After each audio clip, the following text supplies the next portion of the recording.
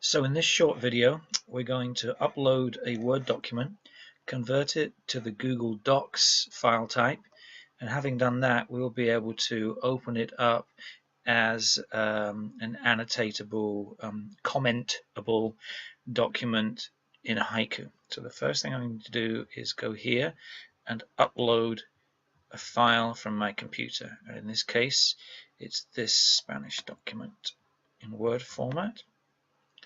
I always make sure that I have checked confirm settings before each upload, and I can choose whether I wish to convert my documents when I upload them or not. In this case, I want to convert this Word doc to the Google Docs version of a Word doc. So we see it's uploaded and it's been converted from the Word version here to the Google Doc version here. So what I'm going to do now is I'm going to go to Haiku, and on this Haiku page I'm going to add a content block.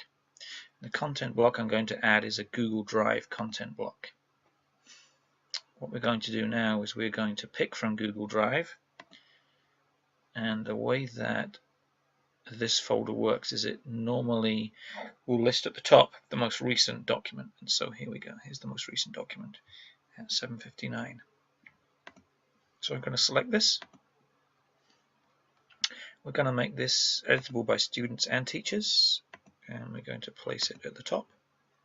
The great thing about making it editable for students and teachers is if you would like to use this as a one-class master that everyone can annotate, then it can hopefully be shared amongst students and teachers, and it can be used live in the classroom. But what we're going to do is we're going to have the students make a copy so they can annotate their own version of this document. I'm going to refresh the screen. It normally takes between 1 and 2 minutes for these documents to appear live on the screen. So we're just waiting. In fact, while we wait, what I will do is I will show you what it looks like from a student perspective. So I'm going to go to Manage Class, View as Student, and we'll notice that this symbol here has changed to a pen, which for the students is an edit pen. And even though it hasn't appeared yet, I'm going to edit this document because I know that it is already in Google Drive. And here it is. So what's important for the students at this point is that they are going to select File and make a copy. They're going to have their own unique copy of this document.